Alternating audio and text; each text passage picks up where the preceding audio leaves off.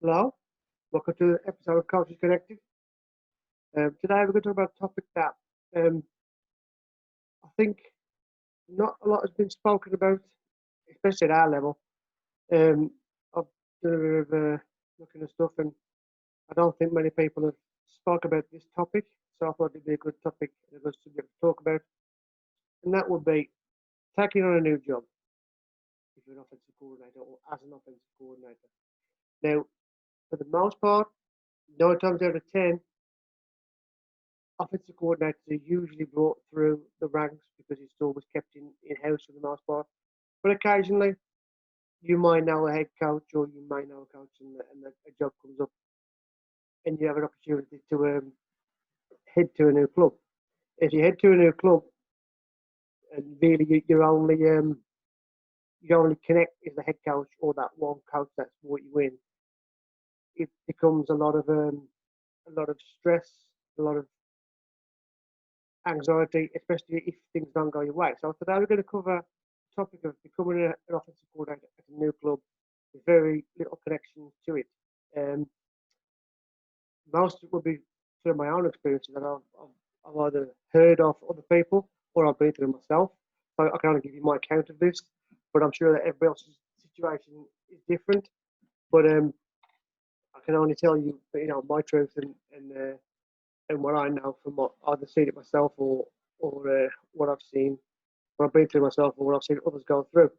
So we'll just go through this PowerPoint, and hopefully, if anybody who's looking to take a job in the next, you know, short while, uh, can get a little bit of anything out of this and see what stuff.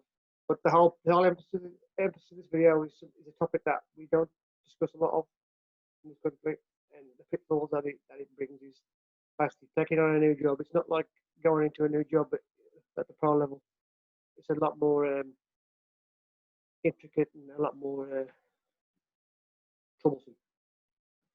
Okay, so the headline there is it new team, same you.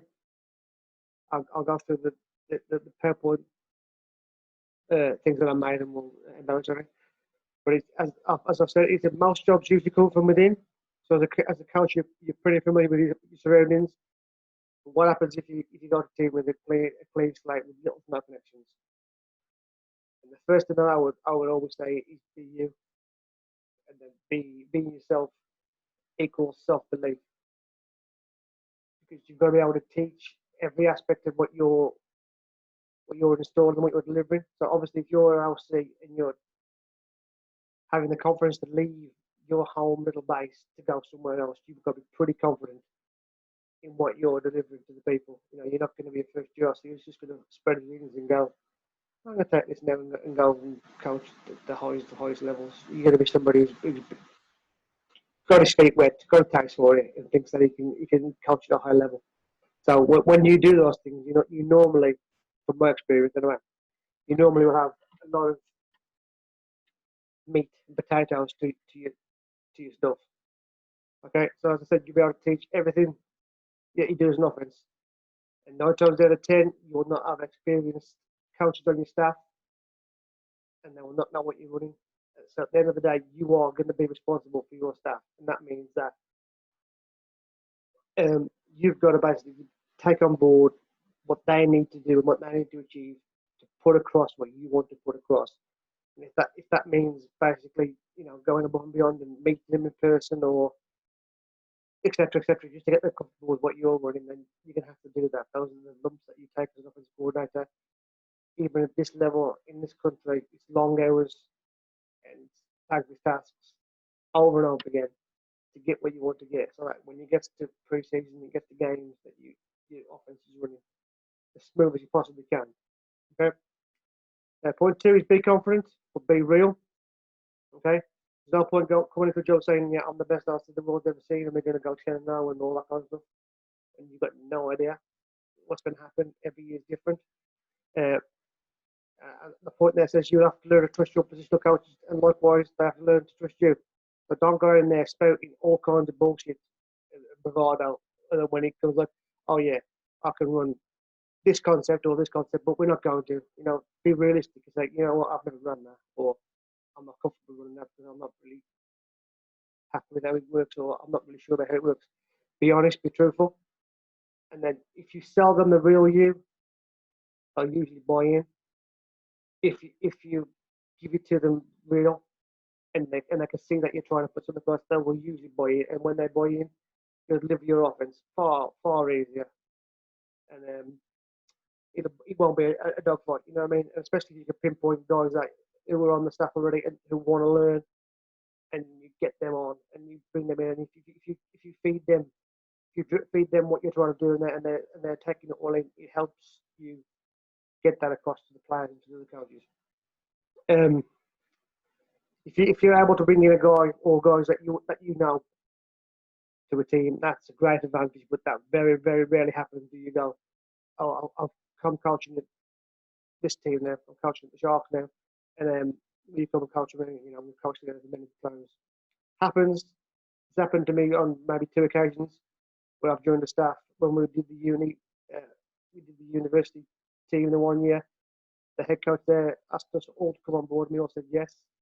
And that was an experience where we knew nothing about anything to do with university football, but we had 3 or 4 coaches that knew each other really well. So no matter what happened, we would all stick together. And there was some real crazy stuff happening at uni level, but we stuck together as a staff because we were already friends and committed before we even took a meeting or took a snap of practice. So that was a real helpful thing. But if you're on your own, just you and learning to get along with new people, and that's what you have to do. And the third point now is like be confident and be real, but with the players too. You know, don't sugarcoat stuff. Be as real as you can, and you need to get the point from the players early doors. You don't want to alienate anybody. You don't want nobody to be saying, "Oh man, this guy's a prick." You know what I mean? You need to be open and honest and be realistic about what they can do as players, and don't sugarcoat them. If they're really a second or third or fourth tier player, you know, if they're doing that depth chart, then let them know that they need to work on stuff, and you know, hopefully they'll bump it up and stuff. If they don't, then at least you can say, "Well, I've been honest with you from day one," and I think honesty goes a long way when you're coaching football. The pitfalls. Okay, now I can speak from my own experience on this. Is the book will always stop with you as an offensive coordinator, and I've said before, 9 times out of 10, if anybody's getting fired, it's the OC. And I know that it's a subject that's really touchy, and I know what my own wife says. How can you get fired from a hobby? It's a true statement, and you're giving up your free time, but it does happen, and you have to have thick skin. You have to be prepared for the questions, the criticism, the insults when things go rough and they're not going as planned. And you've got to be able to sail those choppy waters. You've got to be able to sail them. So let's just say you've gone into this new team, you've installed your offense, and it's just not going right. It's just not going to plan. You just got to have a plan in your head and stick to it. You know, if you say to yourself that it's going to be a 2 or 3 year project, and you know that it's going to be a 2 or 3 year project, then don't get up too soon when things are not going right off the bat. Okay? So the first point there is no one cares, because no one does care. Okay? There could be many instances why you're having issues, you know, but nobody outside of your offensive staff will care. The defense won't care, the players won't care, the opposition don't care, the league don't care, anybody watching you on Twitter doesn't care. Okay? So you can have a shy QB go on holiday for 3 weeks. Well, we had an instance where we had no QB for 3 weeks, and we had 3 O linemen. They were holiday oranges. That was in 19 at Revolution on a playoff run. Nobody cares. And who are you going to complain to? The coaches know that you've got no players. The players know you've got no players. All you can do is have an idea of what you want to do and attack it. How are you going to get through those games when you have 3 O linemen? How are you going to get through those games when you've got to prepare for a team and your running back's out injured because he's broken a nail or whatever? Some guys are prima donnas and they don't want to listen to that. You've got to be able to sit there and be able to attack any situation, and that comes with experience. This is why, for me, if you're a young OC, you would want to apply your trade within the team that you've come through the ranks with and learn the ins and outs of the game and take all that experience with you if you decide to move on. If you're a first year, if you're a receiver coach at one team and want to go coach Div One Premier level, that's a big step up and that's a lot of responsibility that you may never have experienced, and that is a huge thing to take on. Then you've got learn to grow thick skin. If you hit a bad patch or go into a losing streak, prepare for the mentality of the knives are out.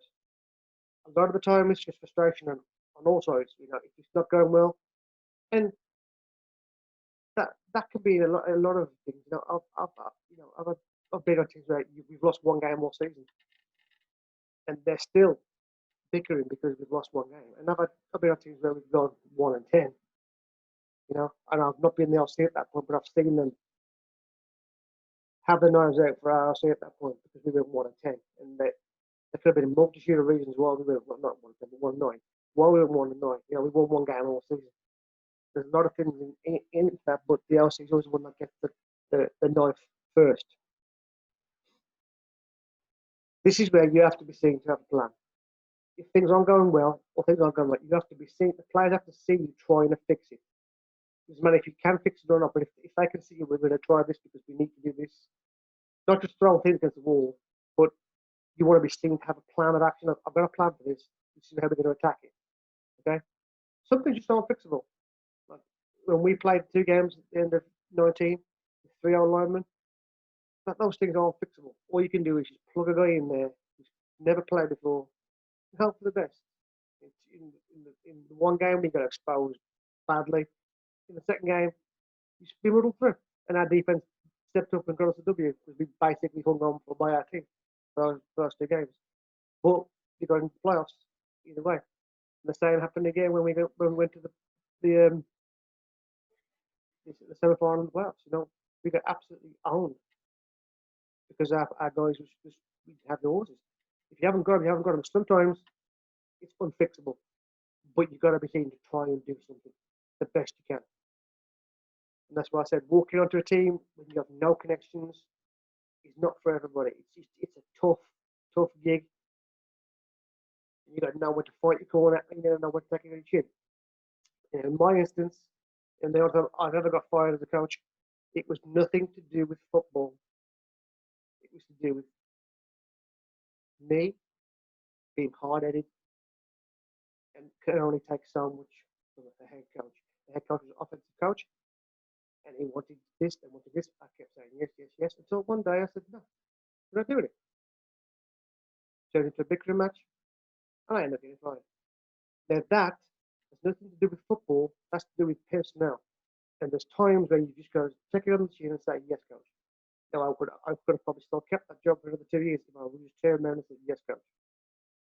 He was blaming the offense. I was blaming the defense because he was busy as well. You know, if I would just turn around and say, yes, coach, I'll fix it, I could have stayed. But because I was young, my first year's gig as an LC, I was trying to be as good as I possibly could be. And sometimes you have to learn that it's best to just calm down, you know, move forward. Sometimes you could quit or get fired because you hate it. It happens, you know. If you're arguing with your fellow staff and players, it's only downhill from there. If the players see you arguing with your staff, it's only downhill. You have to be a solid staff, and you have to be seen, even if you don't agree with it, seen to back everything that the head coach wants or the DC wants, even if you personally don't agree with them. Okay, those are the things that you have to take on board and be prepared to do especially when you've got nobody in your corner on these things. On Twitter and on the video series table, it's been said before that it's the best job in the world. And being a coordinator is the best job in all of football. There's no hands down. There's nothing like it. It's the best experience, and I would encourage everybody to take it. Okay. However, it's also the loneliest. So when the backs are against the wall, when you're 45-0 down in the game, and you look around you and there's nobody there. You're calling plays, but there's nobody around you because the game is gone, and there's not, there's nobody there to ask if you need anything or you want. They all just leave. Everything just drifts away, and it's just basically you calling the players or whatever. And, and I've been there. And I was there in 2019, and I was that mentally drained from that 2019 season. Well, I wasn't sure I was going to coach again. It took that much out of me because of the situation that we had. And I took ownership for every single thing. And once you take that on the chin and you self-evaluate, I was physically drained, and I wasn't sure I was never going to coach again. But I passed it, and I moved forward. But you've got to be able to take it on the chin and move forward and absorb all the negativity and turn it into positivity, even in your own brain, if you want to get through this thing. This is how you overcome it for me. Okay? This is how you overcome it. And it's being true to yourself. Okay? It's being true to yourself. Now for me, if you're a coach that laid back and doesn't shout, be that coach. If you're a coach that doesn't raise his voice and he's like just quiet and gets the job done, then be that coach. If you come out there being an aggressive coach when it's not in your nature, you're not being yourself. Like for me, I am kind of a shouter. So if something goes wrong, I will shout. I will swear. You know, if we fuck it up 4, 5, 6 times, I'm gonna get mad. It's just the way that I am. But I will never change who I am. I'll never change my accent. I'll never put anything on. It's as long as you remain who you are at all times. If you're real and the realism comes through, people will respect it, even if they don't agree with it. They'll respect it, and that's all you can ask for is to be respected. And they might not agree with what you do or how you do it, but it's that respect that gets you a long way. So in this thing, is year one in a new job with new people can be a bumpy ride. She's so true. But if you give it the real you and not some couch off the internet that you've seen like in you know last chance you or whatever, if you just be the real you or anything online, it's a reflection of yourself and it goes a long way. And remember, even when you started that first year as a coach, as a positional coach, first year is always tough. You're always learning, always getting to know people. It's a tough thing to do. When you do it with a whole team of new people, you don't know anybody on that team, and you've got to make your presence felt and make friendships and acquaintances and say yes and no to people. It's a tough gig. So once people know that you're trying what you're trying to do, and trying to make the team right, you can just build. So like the 3 situations that I've been in, I was a positional coach first, promoted to obviously after 2 or 3 seasons. After I got fired from there, I moved on to a positional coach / LC midway through a season in 2014, which was another difficult ride to do. But at that time, I happened to land with my now mentor, who basically guided us all through that process. And he showed me what it was like to be a true mentally strong coach. He took all that on the chin, and we got through. And then the season after, we took that team to the division title. The uni team that we took on, again, our coaching staff was strong in that one. I mean, we got forward. And then the last job that I took was with Coach Olski, who asked me to come on board, which I did. And that was going into a team that I only knew like 2 or 3 people from the previous time I was there, and that was tough. That was tough, and it's when you don't know nobody, you got to put yourself across. So basically, your whole respect is hinged on 1 or 2 people, and then you have to make your own way. Ask yourself why you're there. If you took this job, it means there was a coaching upheaval. It takes time, and you might not be able to do what you want right away. If you're just coaching to win games, those jobs do not come by too easily, and it's usually the next one of approach. You're in deep for a reason. Okay, so if you see OC jobs available, it usually means somebody stepped away, and if they stepped away, 9 times out of 10, it's not because they're winning. It's because they're struggling. They have nobody there. They have issues with practice attendance. They have issues with all kinds of stuff.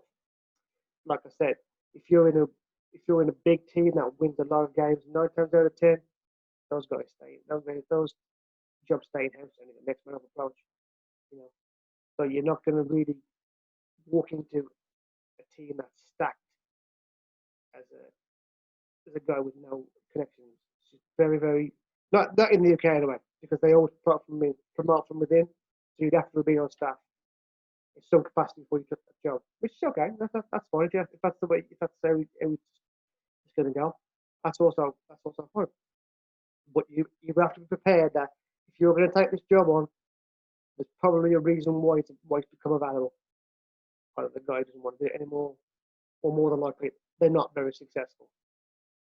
And then you have that position that you know what you're going to do, what's going to be your plan, what's going to be your long term goal. Number two, you do your research. If you're applying for a job or you get offered, don't just say yes. Make sure you know what you're getting into.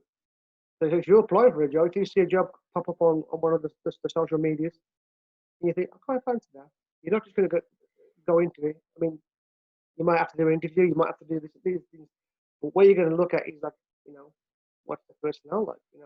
What do they got? You can find certain things without, and you know, it's like you've got to know the pros and the cons before you accept the job. If you're going to go, yeah, I'll take that job, and then you get there and there's no quarterback and there's 3 O-linemen and 17 DBs and stuff like that. It's like, this could be a problem. So the onus is on you to know what you're getting into. Do your research on anybody that you going to intentionally look at as a potential suitor. Don't just go, oh yeah, I'm going to take a job and then get there and wing it. You won't last very long. Okay. One of the key things that I'll move forward and I'll maintain to this day is being on a winning team does not make you a great OC. Because every experience is different.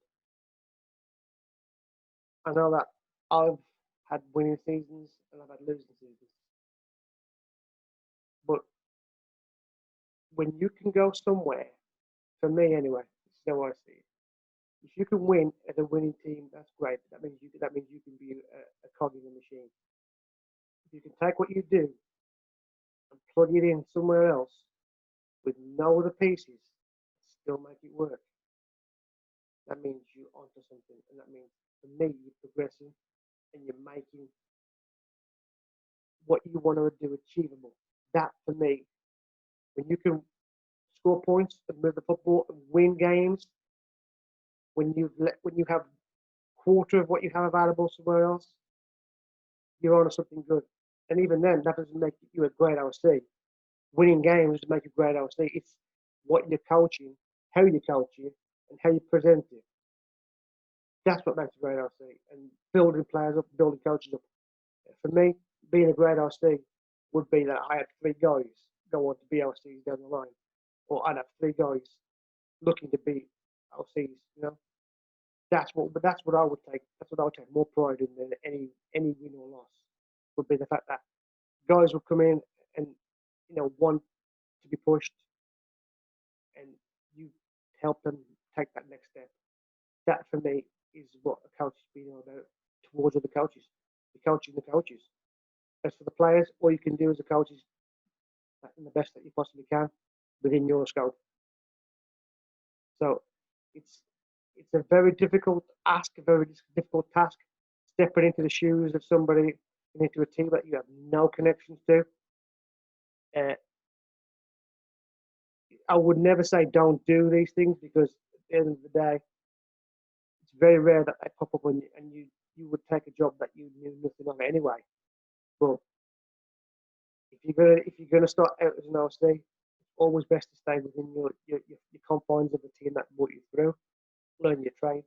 And once you have that confidence to do these things by yourself, where you think, you know what, I can probably pull this through. I think about every answer to every question in my head or in my little black book. And if something goes wrong, I can answer it. And in my dark time during 19, I had somebody to lean on. And if I had nobody to lean on, I'm not sure I ever would have come back. But it's the things like that, whatever you need to do to get you through, that will at the end of the day make you a better coach. So for me, being an LC is great, and I would encourage stepping up and taking that role on, learn your trade. Then, if you want to take on a big challenge like this, go and do it. The resources might not be there, players might not be there, but know what you're stepping into, and you'll enjoy the process. So hopefully, this has turned into a bit of a full-on thing there, but hopefully, all you young up and coming Aussies will be able to grasp something from this, learn something from this. And again, I appreciate everybody who comes on and listens. So thank you, and I'll speak to you all very soon. Thank you.